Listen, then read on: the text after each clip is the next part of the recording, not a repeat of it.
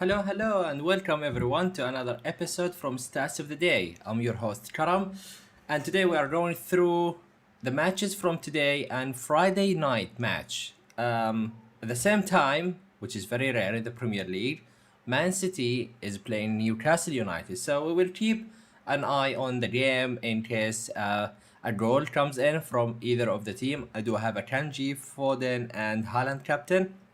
So I'm all in for this match.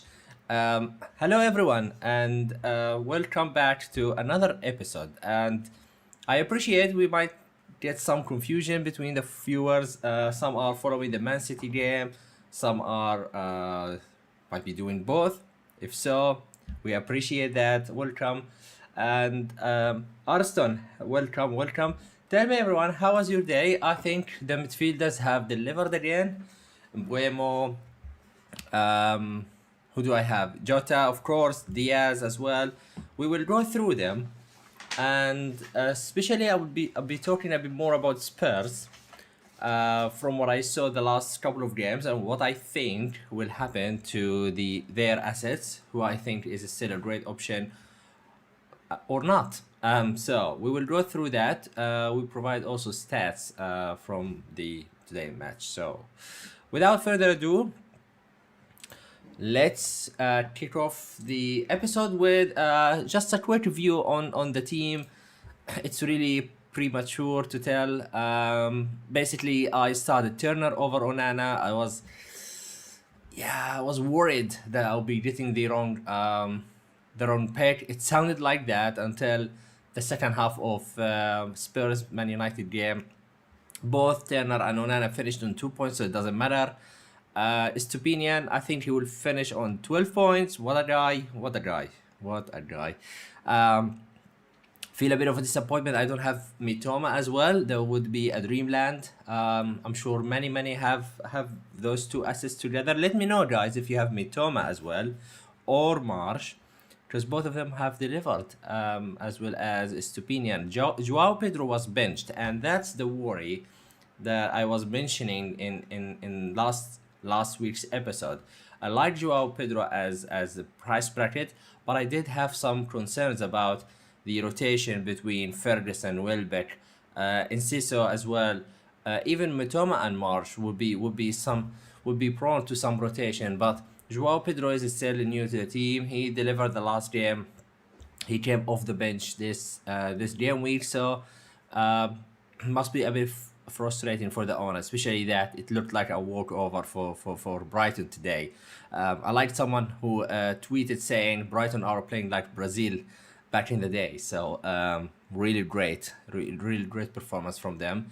As for the midfielder, Foden is playing now. Jota finally came in. Rashford is a worry. I'm not sure how long can I keep him in my team. I'm definitely giving him the Forest game home.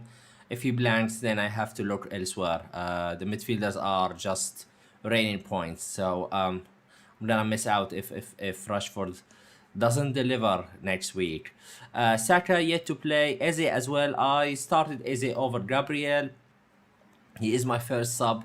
Unless something happens to any of the players from Chelsea and Arsenal, I don't think that I will get Gabriel. So if you start them, guys, he will get a header. I'm first to tell you about that. Chelsea as well against West Ham. I do have Chilwell and Jackson to play. And Jackson has to deliver just to even out the points coming from the midfielders. For those who are playing 3-5-2, yeah, they have the midfielders like Mitoma. They have midfielders like probably Marsh. So yeah, I'm looking for points from Jackson. Come on, before the bandwagon starts. I think if Jackson does well tomorrow, he will be a bandwagon for game week 3 onward, because Chelsea's fixtures look great, and Jackson will be someone many will buy him. It could play out for those who started with Pedro or with Alvarez, and then they think that they will move to Jackson by game week 3. So far, it's playing out in their favor, unless Jackson tomorrow does very well, and then he might be 0.1 or even 0.2 more by next game week. So hoping for that. Okay, so let's start by going through the matches. And in this slide, we have 3 matches. The Friday night match against Forest against Sheffield United. It was it was a really great game. It was very even. Not so much in terms of FPL, apart from those who started Turner, we were looking for a clean sheet. We didn't get that. We didn't even get a save point. He had 2 saves during the match. So in terms of FPL, I think the main man I want to talk about is Owane. He managed an HGI of 0.31, a goal, and that's the second goal for the season. At 6.5, I would have liked him at 6 million to represent a budget striker from Forest. 6.5 looked a bit stretched for me, but I really like him. I really wish that I thought about him enough to buy him. But in hindsight, he came on off the bench in the first game. He started this one, so yeah, it's gonna be a worry. And I think he's a hard pass for the next few game weeks. They play pretty much all the hard games from game week 3 to game week 7.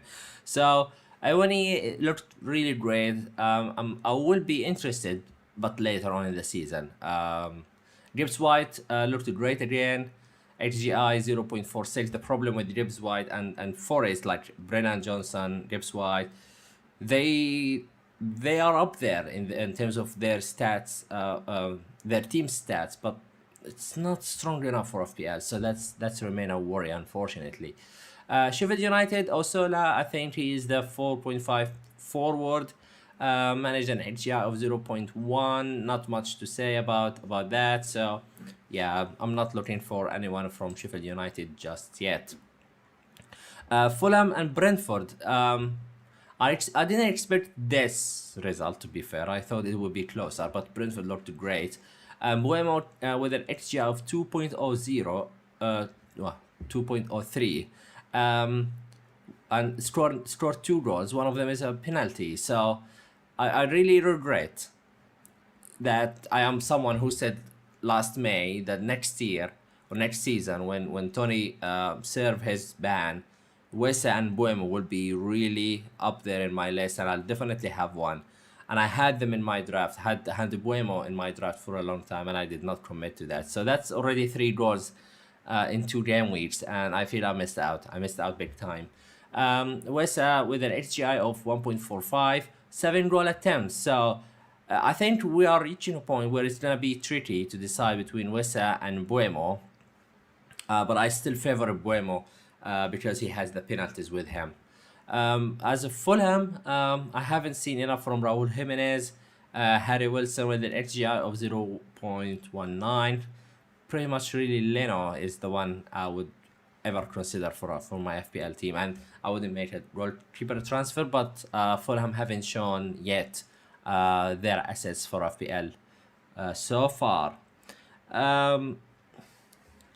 Historia, hello again. Noah, he has a Buemo, amazing. Yeah, Buemo looked great. I really regret that, so not owning him. So I might be jumping on his train when that's the moment where he dries and he never scored goals. So it's one of those typical FPL periods and plays. Captain Buemo, wow, Arian. Well, I mean, Buemo looked, what is it like now? 16 points from Buemo, right? So I don't think that Haaland, it would be a challenge. I mean, never say never, but Haaland, well, here we have Foden assists. Nice. Who scored the goal? Just checking now. Julian Alvarez. Yeah, nice. For who have Alvarez, well done, guys. Really well done. So Alvarez goal. That was actually a few minutes ago, so it's already some minutes ago, probably the moment I started the stream. So I'll bring some good news, guys. So we have some points from Foden. Let's go. Right, so moving on to Liverpool against Brentford. I think Salah captainers were extremely unlucky, and the fact that he finished on 5 points, I believe. I haven't checked the final points for Salah, but he missed a penalty and he scored the rebound. So that's 2 points extra, right? Yeah, that's 5 points. So I think he could have had a haul easily. 5 goal attempts, XGI of 1.36. He had a really couple of chances. He could have either scored or even easier square it to Diaz or Jota, especially in one of those chances in the second half. But he finished on 5 points. And this is kind of frustrating, I can imagine, for Salah owners. Unless Haaland finishes on 2 points, then it would be a relief. But yeah, Salah against Bournemouth could have been more. And I think there is a stat connected to Salah in Game Week 2 that he never scored in Game Week 2. But he did, but he never got high enough points. So it's still relevant. But yeah, if you believe in these kind of stats. What I liked more is Jota and Diaz. And I do have Jota, but I still slightly prefer Diaz.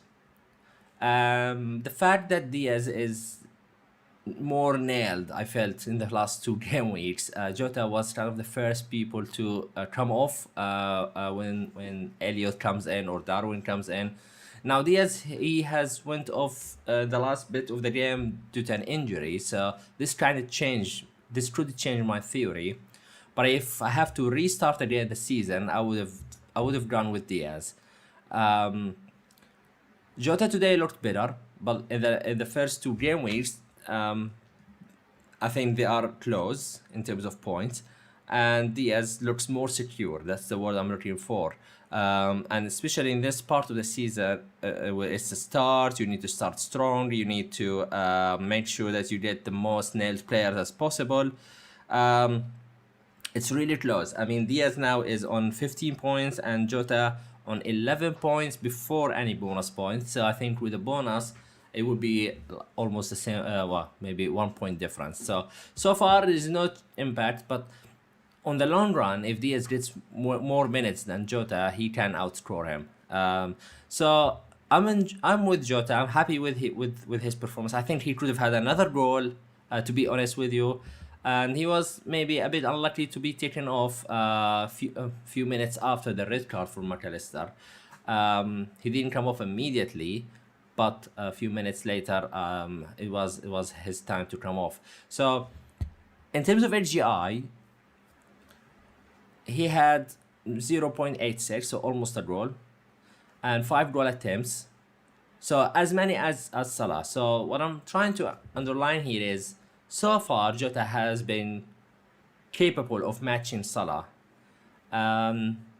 which is what we wanted as a Haaland kind of format team, is to go 5 budget midfielders without Salah, and so far it's a successful plan. It's been successful. So I think now Salah owners might look and say, well, I primarily got him for Bournemouth, now he didn't deliver, so what I'm gonna do with him. Jota is much easier to decide on. You can easily ship him out to another midfielder and come back to him. Salah looks like more premium. It's the easiest thing that you go from Salah to another player, but having Salah and keeping him gives you a decision to make. So as of Bournemouth, yes, Belling was the one from today, XGI of 0.5, but not really much from the rest of the team. Solanke had a chance that he couldn't convert as well, and the defenders from Liverpool, no, I haven't seen enough, especially Trent. Okay, so that's it for the first 3 matches. Let's have a look at the other 2 matches that have been played today. Wolverhampton against Brighton. Kuna from Wolves with an XGI of 0.78. I wouldn't look at any player from Wolves, to be honest. They don't look great at all. Brighton, you would wish that you can have 4 or 5 now. And so far, I'm proved wrong in that sense. I'm proven wrong because I did not expect to see Brighton as strong as last season so far. So yeah, it's coming to bite me back. Mitoma with an XGI of 1.2, a goal and assist. Marsh, similar stats, 2 goals. And Stupinian, our legend, he managed a goal and assist from a total XGI of 0.3. I haven't watched the the goal and assist back, but it seemed like really um, not a high chance to score goals and assists. So I hear that Mitoma's goal was great, so I have to watch it back. But statistically speaking, yes, Tupinian is fine. It's fine. If you combine the two matches, he's still really good, delivering as expected. Mitoma, an assist last game week and a haul this week, so it couldn't have gone any better. The last game here is Tottenham against Man United. Now, what I saw here from Tottenham is basically Richarlison is not really delivering. It's not been dangerous. It's not living up his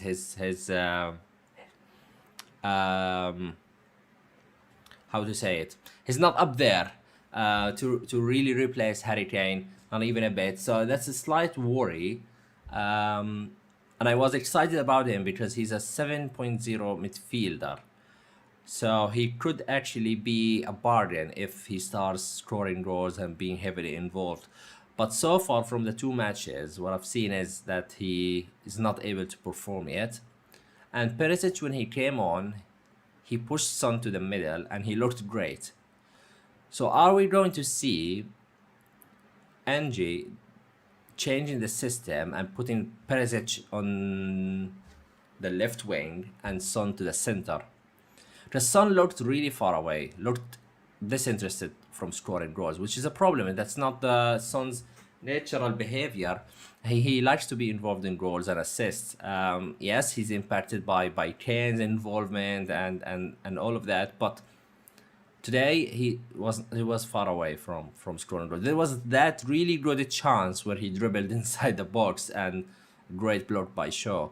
But apart from that, I haven't seen much from Son, and I think it's really key to make use of him, right? So I'm worried a bit about the fact that we might not see a golden pick in Richarlison at 7.0 as a striker for Spurs. So, and also the winter is still the window is still open. So are they going to sign a striker? That's still a question. Okay, so that's what I think. I think Son at XGI of 0.51 is alright, but it didn't sound like watching Son. So I think there is a chance that Richarlison could be dropped and Son moved to the center. So that's something I would be interested because we still don't know who is going to take penalties, right, from Son and Richarlison. It's most likely Richarlison given the conversion rate for penalties, because Son's one is not great, but it might be him. And still, Maddison hasn't performed much in terms of stats. He looked great on field, so I still like him for the next fixtures as one of the best Spurs assets for sure. Now looking at Man United, Fernandes with an HGI of 1.18. Luke Shaw with a 0.47 HGI. Rashford nowhere to be seen. It's a slight concern. They haven't looked great against Wolves. They haven't looked great today. What's going on with them? I think the Forest game will be the key to test patience, our patience basically, with whoever we have from Man United. I'm not worried about Onana. I want to clarify that he looked a beast in the first half, and somehow the ball didn't want to go in the first half. Like a couple of woodwork and post, 2 great saves, but eventually the defense was leaky, so they conceded at the end. But Onana is still fine, and I think I would start him for the next game weeks regardless of Turner fixtures. Okay, so that's about the matches. Before I go into the analysis of the positions, goalkeepers, defenders, midfielders, and forwards, let's see what we have in the comment section. Easy to keep Salah now that we can't sell United assets. My plan moves is Rashford to Marsh and Pedro to Jackson. That sounds like a plan. Yeah, that's the thing. Rashford could be a more priority transfer than Salah for sure. At least Salah was involved, looked dangerous, a bit unlucky. There is no need to rush his transfer out. But Rashford is looking a bit over concern, definitely. Okay, so goalkeepers, the other goalkeepers. Couple of goalkeepers I want to highlight here is Neto with 8 saves today against Liverpool. XG prevented plus 1.9. That's one of the highest you would see in any Premier League match. Vicario did another great game as well. 6 saves, a clean sheet, an XG prevented of 1.6. Anything above 1.5, that's extremely good for a goalkeeper performance. Steal as well, above 1. So XG prevented was plus 1.3, 4 saves as well. So all of those goalkeepers have got basically Neto didn't get a clean sheet, neither a steal, but they got save points. And perhaps Vicario, I haven't checked as well, but Vicario should get some bonus points based on the circumstances of the match. So 5.0, he's the same price as Onana. He looked great. He didn't have much history. Well, I know about his history, but I didn't know how he will look again with the Spurs, and he looks great. So maybe in the future, where you get a wild card and you look for another 5 million goalkeeper, Vicario could be someone you would look at. Turner as well, at 4.0, 2 saves, XG prevented of plus 0.5, so it was alright. The goal that he conceded, I don't think any goalkeeper can, basically, so there's nothing to blame Turner about the goal. Jose Sa for the second game as well, an XG prevented of minus 0.3, so Wolves defense and Jose Sa are having a hard time. Alright, moving on to defenders. Let's check as well. What's the score in Man City's match? So we have the halftime. It's 1 Man City, 0 Newcastle, and Foden assist, Alvarez goal, and 5 chances created for Foden so far in the first half. So he probably is looking great today. Alvarez, the only shot on target was the goal. How about Haaland? What's going on, guys? Haaland, nothing really. XGI of 0.08. So everything is still a bit, yeah, we are a bit concerned. Haaland owners, Haaland captainers, we need points. Come on. Okay, so going back into defenders, the couple of players I highlighted, of course, Perisic, for the reasons I've mentioned just a few minutes ago. 2 chances created in his cameo. They had a high XA, expected assist of 0.44, including the pass to Ben Davies that led to the second goal. And I think he looked great. So maybe we will see him starting matches from now on, and he could be interesting option again. Estopinian, 5.1 million. Of course, his price rose this morning.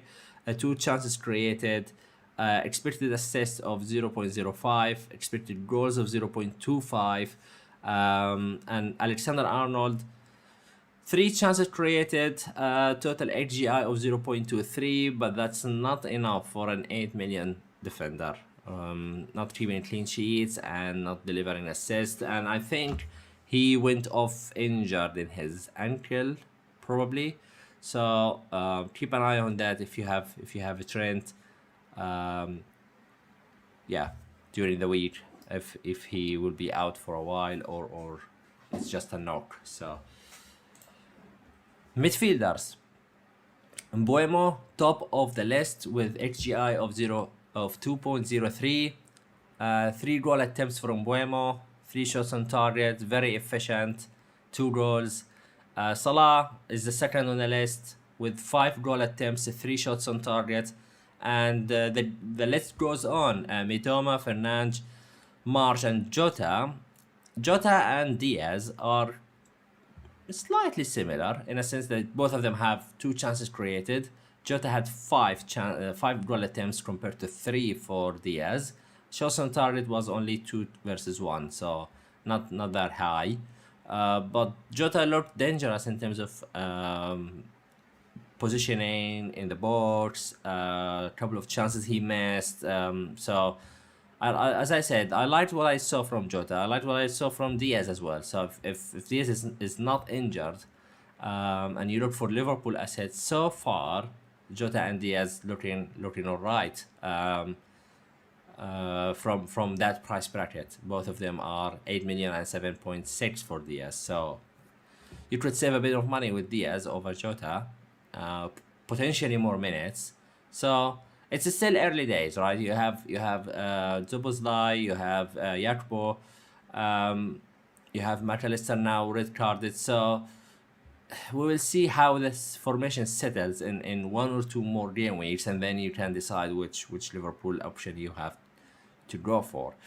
Son wasn't really bad at XGI of 0.51, mostly from the assist potential. Expected assists of 0.38. He looked far away from the goals. No shots on target, only 1 attempt, but 4 chances created. And I think this will be boosted a lot if he moves into the center as well. Blake here, good morning from Australia. Welcome. What is it now? Is it 5-6 a.m. Where you are now, or a bit later? Appreciate that you woke up really early in the morning with probably your coffee and watching the stream. Hopefully you have a great day as well. Joao Pedro to Wesa, Andrew is asking. It's a tricky one, right? If you have no other issues with the team, I would consider it. I'm not entirely sure whether you can afford going to Jackson if you have some money left in the bank, because the fixtures for Jackson are great as well. So, and I think the next couple of game weeks he will be highly owned as well. So keep that in mind. Just 6 a.m. in the morning. Wow, the commitment, the dedication. I appreciate that, Blake. Welcome to the stream. All right. So Madison is someone I want to highlight as well. Probably had a different role today because of the opponent, but he is still on the corners. He's still involved in the plays. 2 chances created, 2 goal attempts. I think Madison is fine at 7.6. He's still a great price option. These like 0.1s are now so annoying that if you are planning 2 transfers with a 0.0 in the bank, now you are missing out. So unless you went early for Madison, you will have to probably do a little surgery to fit him in. The likes of Diaz, Madison, those players who are increasing in price. Even Buemo as well, 6.6, and I hate them, these 0.1s. But it is what it is. It's inevitable, right? Okay, so moving on to the forward line. We didn't see many forwards in the previous 5 matches, so this is the list that I could pull out. I don't think many will be interested in going on and buying one of those strikers, but definitely Pedro and Wesa, to answer Andrew's question, they are here in the list. And apart from the concern from Pedro on the minutes, Wesa looked great again. That's the 2nd goal of him this season. 7 goal attempts today. He's spam shooting, which is good. Hopefully 1 goes in. It could affect badly the BBS if they are off target, but nevertheless he's been in positions where he can shoot, and that's a good thing. I want to see volume. I want to see quality, but I want to see volume as well. I'm not interested in 1-0 shots in total. So 7 goal attempts, 3 on target, 1 big chance missed, and a total XGI of 1.45. So that's great for a 6 million forward. That's amazing. I think by far 6 million, 6.5 million and under. Not many structures you will find anyway, but Wissa is going to be one of the greatest options you have in that price bracket. After that, it's Jackson. And I hope Jackson starts scoring tomorrow because I have him, of course. But it gives a decision whether, okay, shall I stick to the Pedro 5.5 to 6 million option or move the bracket up to Jackson, or even have a 3 strikers and play with 4 midfielders. So we need some of the chaos to allow moves and change information, because the template now is looking very strong. So I'm getting points here and there, and it's too early. Don't look at the ranks, but for the sake of interest, I'm not moving the ranks because everyone around me have the same template team. Of course, you need more time and to build the gap, and then you will see where you are. Now it's all packed. We are all packed together in the points. It could be 1 point split between 2 million and 3 million in the ranking. So I'm not going to worry about it. The thing is now focus on getting points, of course. Jimenez, not interested. Yekbo, I think Yekbo has been is not going to be a great option.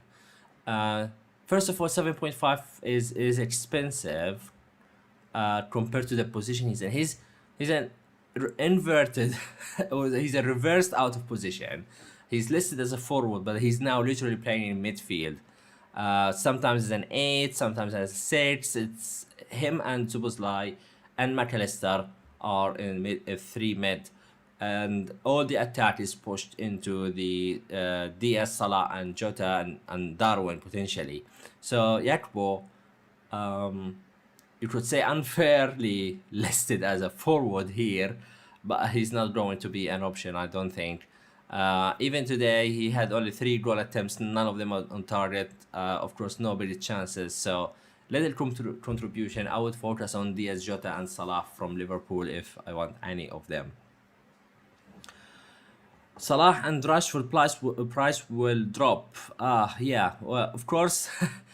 It's going to be hard. I think people will panic sell now because of this, because he's due a drop.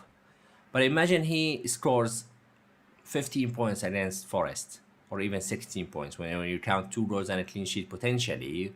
Let's say 15 or 16 points, people will buy him back, and in no time he will be 9.2 again. So I'll play the fixture. I will hate, don't get me wrong, I will hate to lose 0.1 on Rashford while other players are rising like Buemo and Madison.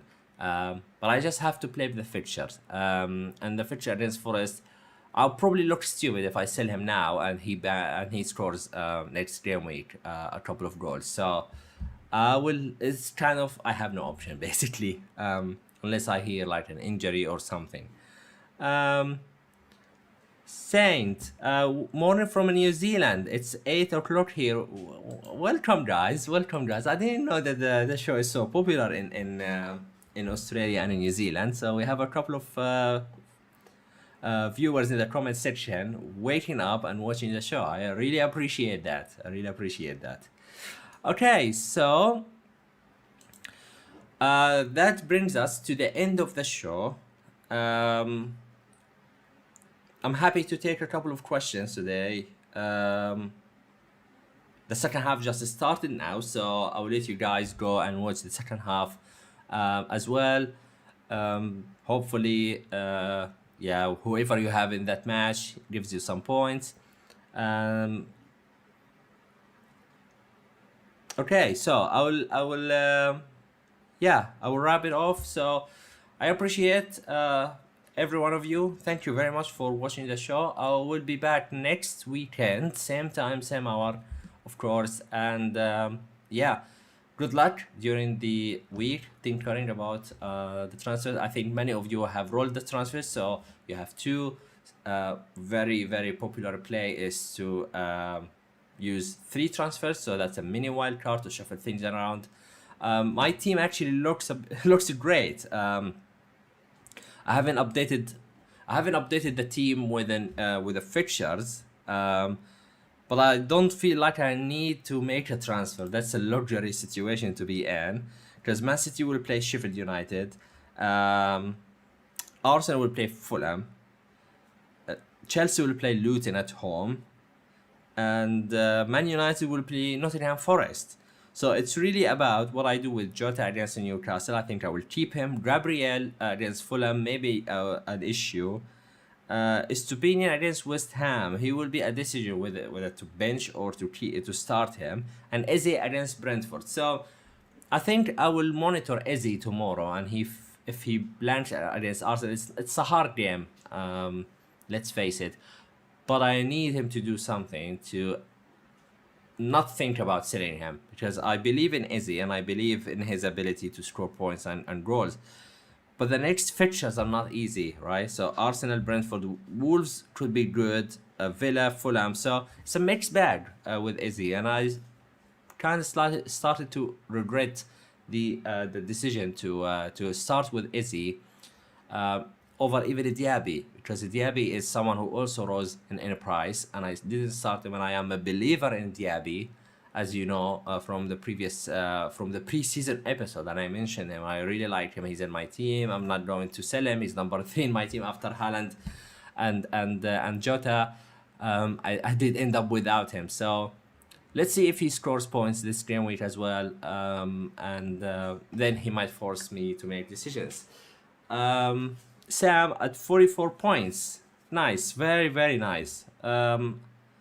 I'm sitting now on 31 plus, I think, 4 points of bonus points, so 35. I think if you are in 35, it's not too bad.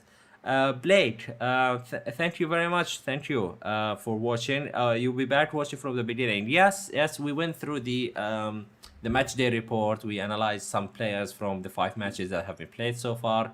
So I'll go and take a look. Fatal, popular in South Africa, in Cape Town as well. Amazing guys. Thank you so much for watching. Thank you very much. And yeah, I'll let you go and watch the second half. Yeah, I'll be checking in with you all next weekend, and have a great weekend and week ahead. Cheers.